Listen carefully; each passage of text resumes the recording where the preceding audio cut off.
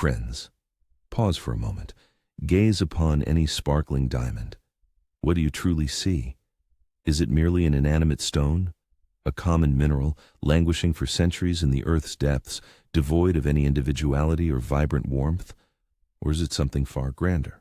A pulsating emblem of eternal love, an unbreakable vow, a dream of happiness brought to life, a promise of steadfastness in our ever-changing world. Prepare yourselves, because today I'm going to pull back the curtain on one of history's greatest mystifications. Together, we'll delve into a world where behind every shimmering facet, every deceptive glimmer, lies not just a promise, but an entire empire of myths. An empire woven from human ingenuity, relentless grip, and, yes, imagine this, an insatiable, all-consuming hunger for power. A hunger that compelled the entire world to believe in a fairy tale about the natural rarity and enduring value of an ordinary stone. A tale forged not by nature, but by ingenious manipulations. Breaking news. This story doesn't begin in the dark, dusty mines where diamonds are extracted, nor does it start in the gleaming display cases of elite jewelry salons showcasing their splendor. It commences in the most, seemingly, prosaic and unexpected of places. Curious to know where? Then immerse yourself in this captivating saga that will completely redefine your understanding of precious gems. Within every diamond, more than just light twinkles, a meticulously crafted story is hidden there, a story forged by human ingenuity, ruthless strategy, and an unyielding thirst for absolute control. This is a tale of how geology collided with psychology, and natural beauty was reinterpreted for commercial gain. You'll never guess where it all began. No, not deep within the Earth's crust where diamonds lie, nor in glittering royal treasuries overflowing with jewels. Everything kicked off in a dusty, smoke-filled office of the NW Air and Sun advertising agency, tucked away in Philadelphia. It was here, in the distant year 1947, amidst the atmosphere of post-war recovery, that eternity itself was being born. A place where coffee grew cold in cups and the air crackled with the tension of creative pursuit. Post-war America. The nation still breathed heavily from recent losses, yet it eagerly reached for rebirth, for the sun, for a new, better life. People sought comfort, stability, and hope. It yearned for symbols of unshakable happiness, promises of a bright future that could heal the wounds of the past. The winds of change literally filled the air, invigorating people's lungs with anticipation of a new tomorrow, a longing for simple yet precious domestic bliss. In the quiet office of NW Air and Sun, where every corner was imbued with the scent of printing ink and old paper, an atmosphere of intense creative tension reigned. Among a constellation of talented minds generating ideas for the post-war market worked Frances Garrity, a modest, reticent, yet remarkably perceptive copywriter. Her name? It would soon be etched into history as firmly as the facets of diamonds, perhaps even more so. Her quiet determination and sharp intellect made her indispensable. Her career, 43 years, just imagine, was entirely dedicated to one singular, incredibly powerful client, the De Beers conglomerate. This wasn't merely service, it was an epic-making creative partnership that transformed our world beyond recognition. It was a marriage between an industrial giant and an advertising genius, forged in a quiet Philadelphia office, yet altering the destinies of millions. De Beers presented NW Air with an almost impossible task. They needed to revive the diamond market, which, after the Great Depression and a prolonged war, was desperately gasping for air, seemingly losing its former allure. Diamonds were losing their magic. They were perceived as expensive but empty trinkets, their value rather ephemeral, frivolous, unsupported by anything beyond fleeting fashion. In the minds of most, they weren't associated with deep fundamental values. Frances Garrity, along with her tight-knit team, plunged headfirst into the depths of human psychology. They studied the nature of love, marriage, the inconstancy of human desires, and the profound symbolism that moves our hearts and wallets, shaping our actions and dreams. They sought a new, powerful message, one that could breathe life into a fading market like a vital gulp of air, imbuing the diamond with fresh, profound significance. They were searching for a connection that would make this stone not just a beautiful ornament, but an integral part of human history and personal destiny. Day and night, Francis meticulously searched for words capable of linking this silent, cold stone to something eternal, undying, fundamental, something that could transcend generations and eras. She pored over dictionaries, read poetry, delving into the very essence of human emotions, seeking the perfect formula. And then, one evening, as Philadelphia was already deep in slumber, tucked beneath the soft blanket of night, only the dim, solitary glow of a desk lamp illuminated her office. In a state of profound creative trance, as all thoughts coalesced into a single stream, a phrase emerged. 4 simple words, words that not only transformed an industry, but reshaped the cultural customs of entire generations, rewriting the unwritten laws of love and marriage. A diamond is forever. This slogan was not merely an advertising ploy designed to boost sales. It was a profound philosophical assertion, a manifesto. It connected the material with the eternal, the fragile stone, with unwavering, unbreakable love, promising it the same resilience and longevity. That was the trick. A diamond is forever became the cornerstone of De Beers' strategy for decades. It permeated every message, every campaign, like an invisible yet sturdy backbone holding the entire structure together.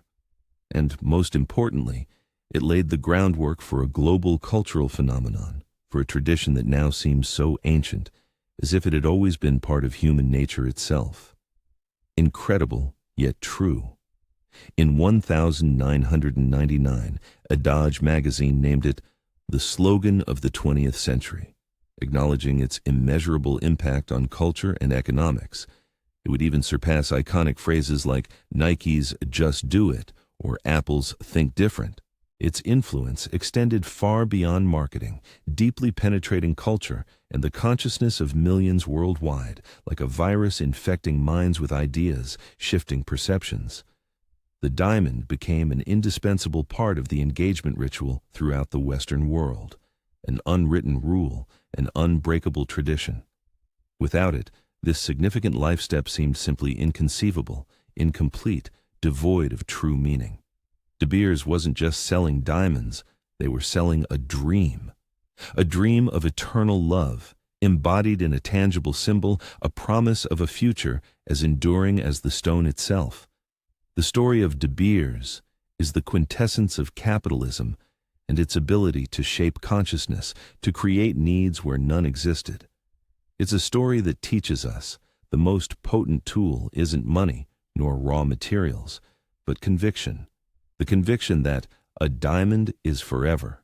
But what if I told you that the very idea of its eternal value is merely the tip of an iceberg of manipulations meticulously hidden from the consumer's eye? But the story of this eternity began much earlier than in Francis Garrity's dusty office. It commenced under the scorching African sun in the sun-drenched, dusty mines of South Africa.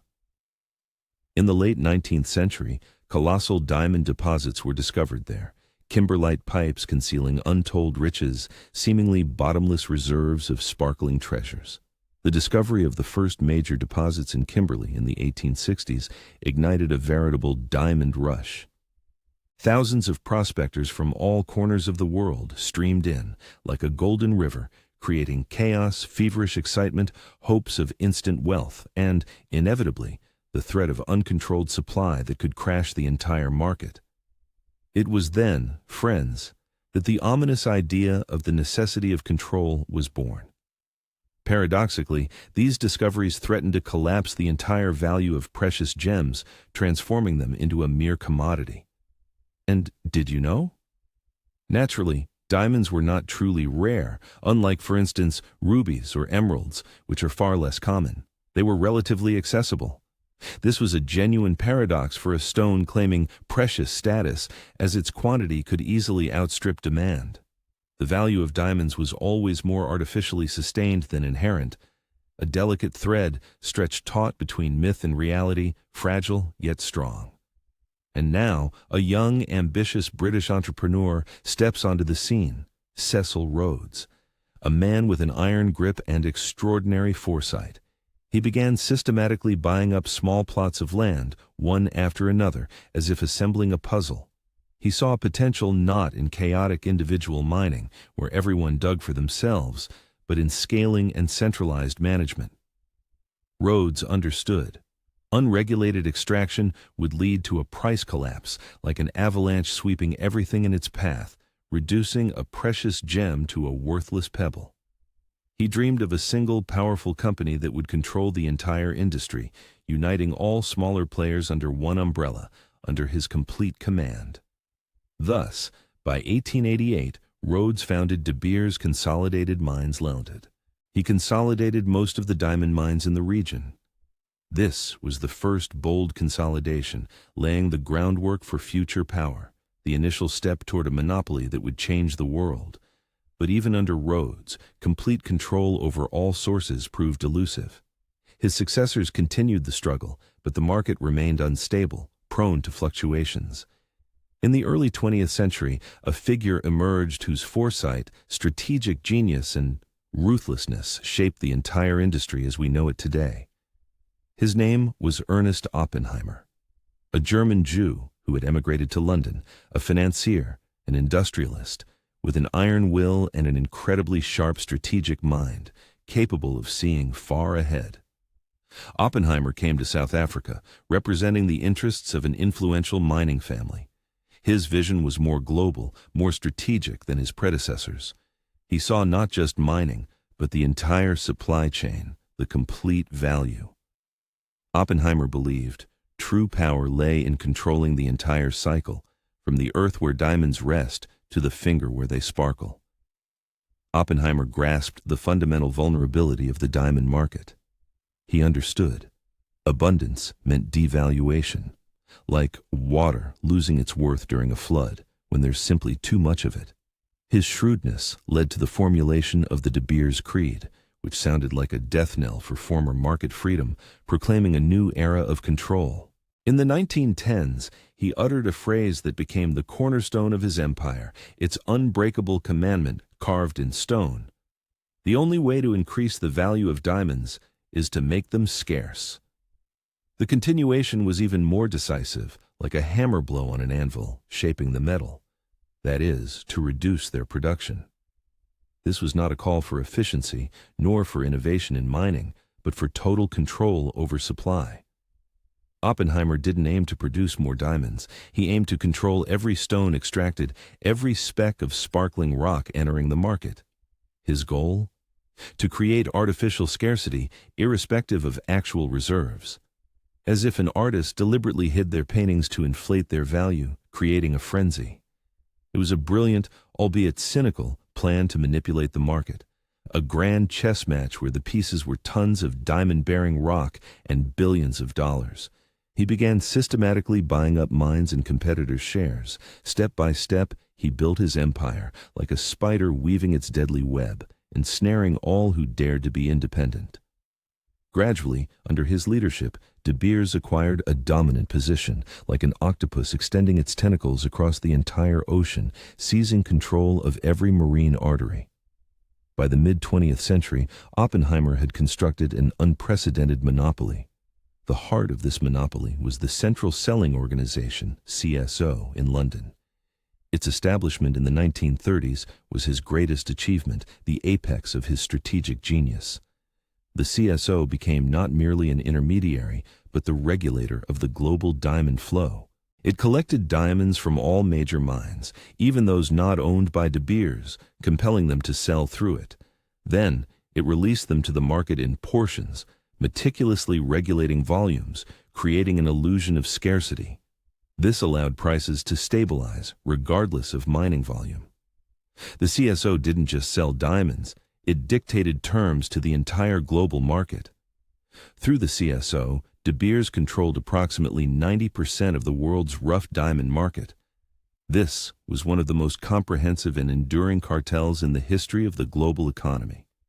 an example of corporate control over a global resource that seemed as unshakable as granite, impervious to external forces. Diamond mining companies were forced to sell their stones through the CSO, stripped of their freedom of choice, like hostages to a powerful system. And buyers from around the world, from Antwerp, the cutting capital, to New York, the consumption hub, came to London to receive their sealed boxes of diamonds. Their contents could not be disputed, and refusing a box meant risking exclusion from the supply system, a loss of access to a vital commodity. Diamond prices were set by De Beers and remained incredibly stable, disregarding any market fluctuations, economic crises, or political upheavals. This stability was a result of the strictest control over supply. The CSO could literally open or close the tap of diamond supplies to the market, much like a plumber regulating water pressure, preventing price drops even during periods of surplus. The single-channel system provided almost absolute power over every stage, from mining in South Africa to cutting in Antwerp and sales in New York. This structure allowed De Beers to dictate not only prices but also volumes, meticulously calibrating every step, to manage consumer perception, to create global demand that appeared natural and organic. It was a finely tuned machine of absolute market dictation that operated with astonishing efficiency for decades. It weathered world wars, economic crises, and changes in political regimes, standing steadfastly guard over artificial scarcity, like an invisible hand steering the global diamond economy. So, while Oppenheimer built an empire of supply control, masterfully orchestrating the flow of diamonds like a grand puppeteer, he needed someone to create demand, someone to shape cultural beliefs, embedding the diamond in every person's consciousness, someone to ignite an unquenchable fire of desire in the hearts of millions, making them crave this stone. This is where the NW Air advertising machine and the genius of Francis Garrity stepped in. NW Air was one of the first advertising firms to apply a scientific approach to marketing based on deep analysis. They conducted extensive research into consumer psychology and cultural trends, studying what motivates people. They prepared the ground for a grandiose operation, much like a gardener cultivates soil for an exotic plant, creating the perfect conditions for its growth. Before the De Beers campaign began in the 1930s, the engagement ring market was entirely different, much more modest, diverse, without a single dominant symbol. In the U.S., only about 10% of engagement rings featured diamonds. They were just one of many options. Other gemstones, pearls, or simple gold bands were far more common, not inferior to diamonds in symbolic meaning, possessing their own beauty and significance. Diamonds simply weren't strongly associated with romantic love or engagement. They were primarily used as a status item, a luxury good for the elite, a display of wealth, but not as a symbol of the union of two hearts. Can you imagine how different reality was before De Beers rewrote it? NW Air's objective from De Beers was crystal clear: to increase diamond sales in the U.S., but not through direct means, not through aggressive imposition, but by creating a new, deeply entrenched cultural value.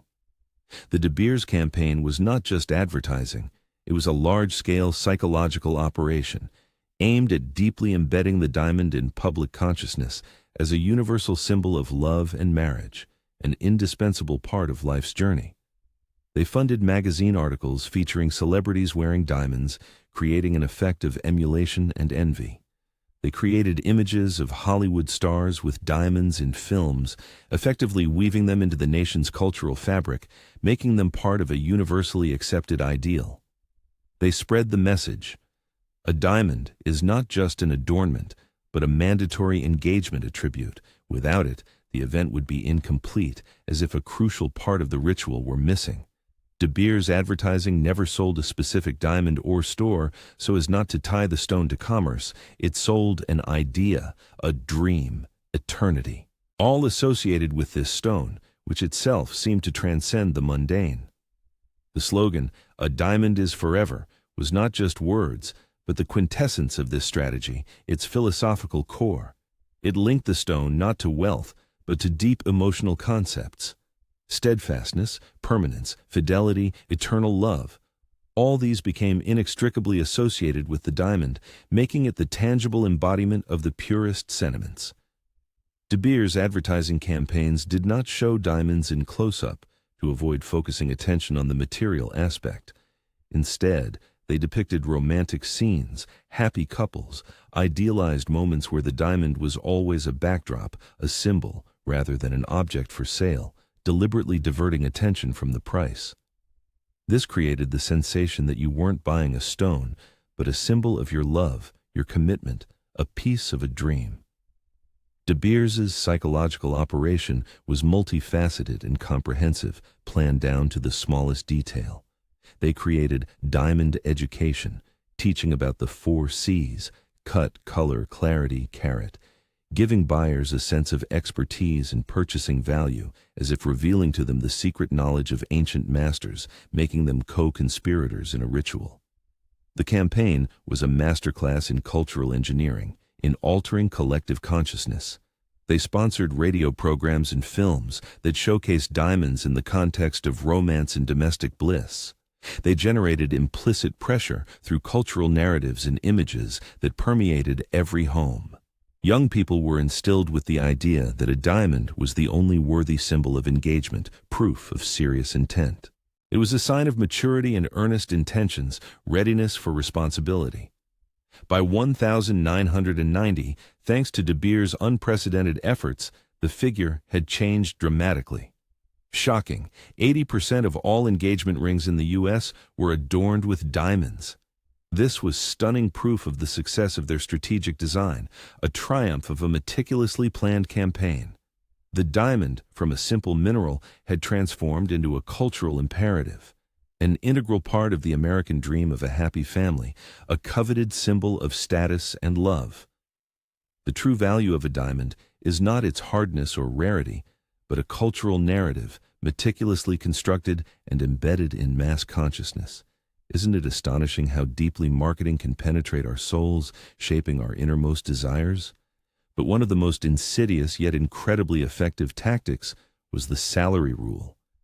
The idea of spending 2 months' salary on a ring was skillfully woven, like a delicate yet strong thread, into the fabric of public consciousness, becoming an intrinsic part of expectations. This created a powerful psychological barrier, a specific financial threshold. It established a high price for love, transforming the purchase into an act of self-sacrifice, almost a ritual, proving the sincerity of one's feelings. In 1980s advertisements, this idea was expressed with utmost clarity and brazenness, leaving no room for doubt. It defied common sense, directly appealing to men's wallets. You'll be astonished by how audacious and brilliant it was. Isn't 2 months' salary a small price to pay for something that lasts forever? This phrase not only justified the diamond's high cost, but also amplified the gift's value, making it even more significant. It implied that true love demanded substantial sacrifices, both financial and emotional. The 2 months rule became an unspoken standard, passed down from generation to generation like an ancient custom carved in stone that no one dared to challenge. Men felt social pressure to conform to this standard, fearing they would be deemed insufficiently loving, stingy, or unserious. Women expected such a sacrifice as proof of sincere affection, as a measure of devotion and readiness for a shared life. This tactic was a brilliant move for artificially maintaining high prices. By linking financial outlay with emotional value, it created an inseparable bond between money and feelings. Thus, De Beers successfully raised the average cost of engagement rings, transforming the act of purchase into a rite of passage, a kind of test, a test of courage, generosity, and seriousness of intent, laying the foundation for their financial power. They used their profits to invest in other industries, strengthening their financial might, like builders of a financial empire that stretched far beyond diamonds. The extent of De Beers' global dominance stretched far beyond the Western world, and their next, truly ambitious target became Japan. A particularly striking example is the campaign in Japan, where the cultural soil was entirely different, as if from another planet, requiring a completely new approach. In the 1960s, the tradition of giving engagement rings barely existed in Japan. The culture was vastly different, with emphasis placed on other marriage rituals, on family bonds and traditions that did not include diamonds. Diamonds? They played no role, were alien to Japanese culture, holding no symbolic meaning whatsoever. De Beers launched their advertising campaign in Japan in 1967. They faced the challenge not just of changing preferences, but of creating a tradition from scratch, which seemed, well, simply impossible, absurd, contrary to centuries-old customs. Prior to 1967, engagements in Japan often involved the exchange of symbolic gifts or family meetings where marriage details were discussed. But De Beers adapted their messages, linking the diamond to a Western ideal of romance, which was particularly appealing to the post-war generation aspiring to modernity, to a new lifestyle. Their advertisements depicted modern cosmopolitan Japanese couples living a Western lifestyle, which was highly desired and fashionable at the time. This was a bold cultural experiment that surpassed all, even the most daring, expectations. They used local models to make the advertisements more relatable and understandable to the target audience. The emphasis was placed on uniqueness, rarity, and the strength of marital bonds, on the universality of love that transcends cultural boundaries. By 1981, just 14 years after the campaign began, wow, the result was astonishing. Already 60% of Japanese brides were receiving a diamond ring as an engagement gift. This was not merely a market conquest, but a genuine cultural transformation. De Beers demonstrated the ability to rewrite the social customs of entire nations, proving that with the right marketing, any tradition can be created, no matter how alien it might initially seem. The absence of any preceding tradition made this success even more significant, showcasing the power of their influence. De Beers effectively proved they could generate cultural demand from nothing. It was a triumph of marketing over established customs and beliefs, proof of its boundless possibilities. Their efforts were directed at solidifying the diamond as a universal symbol, a symbol of love, status, prosperity, and of course, eternity. They also actively promoted diamonds for other occasions beyond engagements. For example, as gifts for anniversaries, childbirth, or timeless jewelry, thereby expanding the market and cementing the diamond as a universal emblem for celebrating any significant event. De Beers' marketing expansion into new markets such as China and India continued this trend, with specific advertising campaign nuances for each cultural context, considering local characteristics. De Beers managed to influence jewelry design, fashion, and even the film industry, shaping global perceptions of wealth and status, like invisible conductors orchestrating an orchestra playing on the strings of human desires. Today, looking back, we see not only sparkling stones, but also the fantastic financial outcomes of this monumental operation. The annual turnover of the global diamond jewelry market exceeds $80 billion. This is a market that De Beers didn't just capitalize on. They virtually created it out of nothing, out of a myth. They did this out of fear. Fear that their precious stones would lose their value. Fear of abundance and devaluation, which spawned an industry of colossal scale whose profits are counted in billions. This industry was sustained for decades by artificial scarcity and exceptionally potent marketing. De Beers managed to transform a geological fact into an economic and cultural myth. A myth of rarity, of eternity, of value immune to the passage of time, as if carved in stone. They created a self-sustaining system, multiplying demand and controlling supply, like a tireless engine running non-stop. However, nothing lasts forever. Not even the most powerful empires or the most brilliant illusions. The contemporary context reveals De Beers' monopoly has weakened.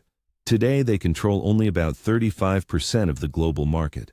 This significant drop from the peak of 90% they held for decades demonstrates that even the most robust structures can be undermined, and the long-term consequences of such control for competition are still felt today, impacting the entire industry. There are several reasons for this weakening, reflecting a changing world and globalization that have brought new challenges. The discovery of new diamond deposits outside De Beers' control undermined the CSO system, like a crack in a monolithic wall threatening its integrity. New competitors emerged, challenging De Beers' dominance, unwilling to play by the old rules. Primarily, this is the Russian diamond mining company Alrosa, which has become the world's largest diamond producer by volume, possessing vast reserves. Alrosa refused to play by De Beers' rules, operating independently of the single-channel system, disrupting its coherence. Its business model differed, weakening the single channel's influence, as if severing a vital cable powering the entire system. New major players also emerged from Canada and Australia, such as the Argyle Mine, introducing competition in the mining and sale of rough diamonds, offering new supply routes. These companies shattered De Beers' monolithic control structure, which had survived world wars and crises, and brought competition to the extraction and distribution of rough diamonds, altering the entire market landscape. Furthermore, lab-grown diamonds have entered the scene. These stones are chemically, physically, and optically identical to natural ones. They are indistinguishable without specialized equipment, but they are produced in a controlled environment and are significantly cheaper, offering a more accessible alternative. Lab-grown diamonds pose a direct threat to the myth of rarity that De Beers so long cultivated. They challenge the centuries-old concept of natural uniqueness, which De Beers meticulously fostered, asserting that only a natural stone holds true value. The technology for producing lab-grown diamonds is constantly improving, and their quality is becoming indistinguishable from natural stones to the untrained eye, making them increasingly appealing. Consumers are becoming increasingly aware and open to alternatives. This is especially true for the younger generation, which values ethics and sustainability, paying attention not only to beauty, but also to origin.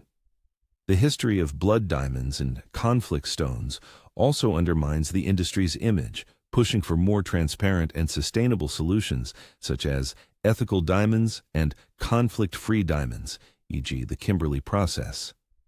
De Beers has had to acknowledge their existence and even start selling them, attempting to reposition itself as a brand, saving its reputation and adapting to new realities. De Beers' monopoly, built on scarcity, has collided with the reality of abundance. The market is adapting, and even eternal illusions are not immune to change. De Beers must rethink its marketing strategy to remain relevant.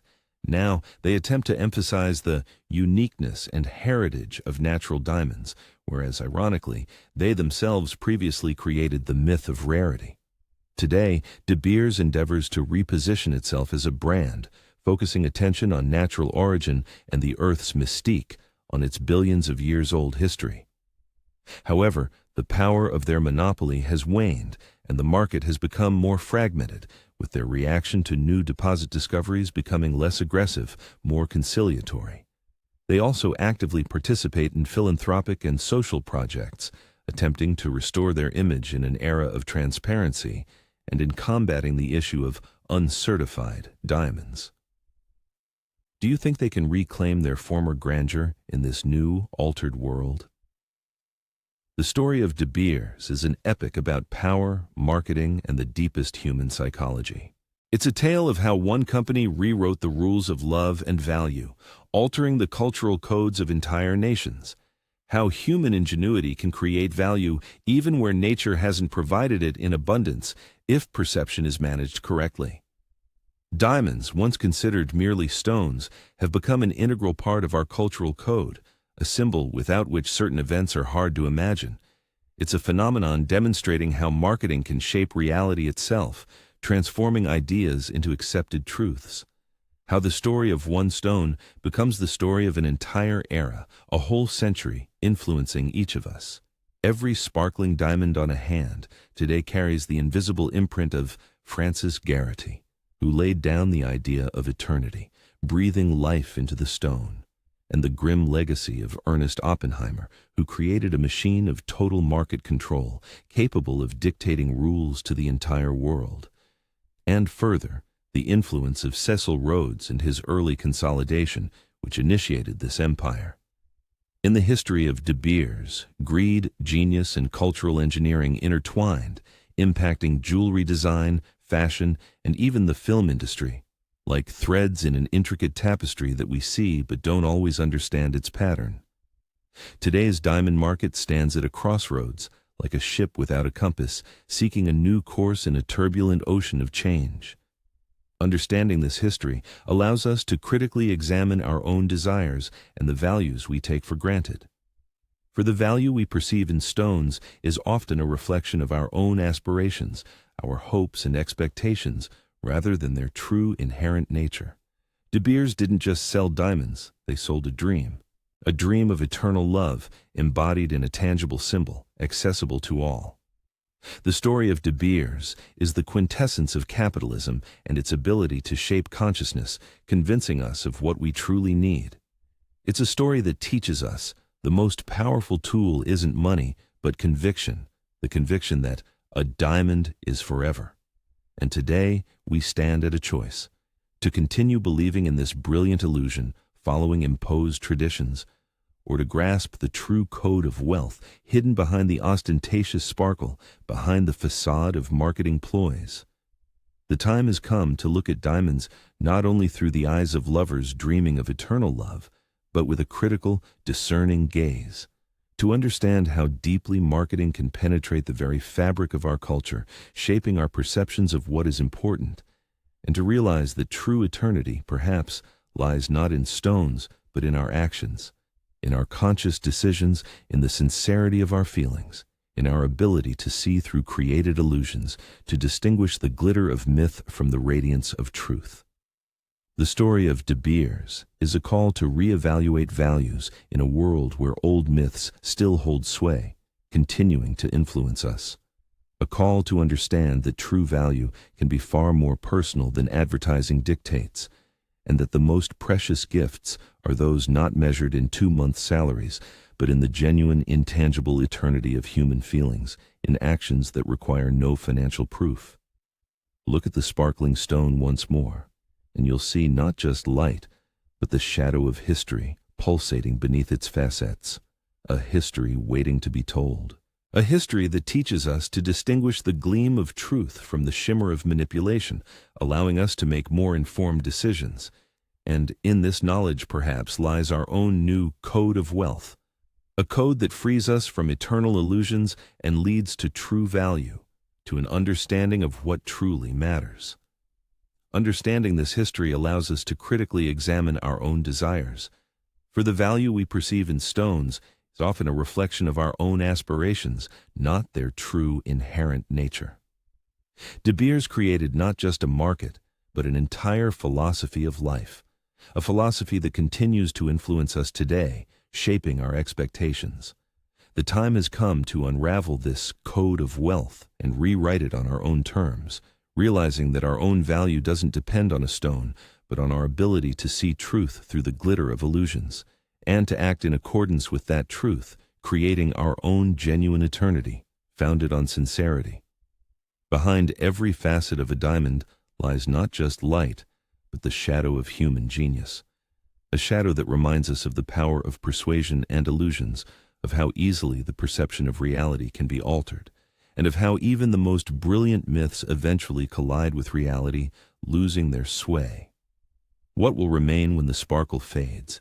Will it be just a stone or something more, something we ourselves invested in it? This is a question everyone must ask themselves when gazing at a diamond. And to understand, true value may not be in its cost, but in the story we assign to it, and in the meaning we impart to it, making it truly precious to ourselves.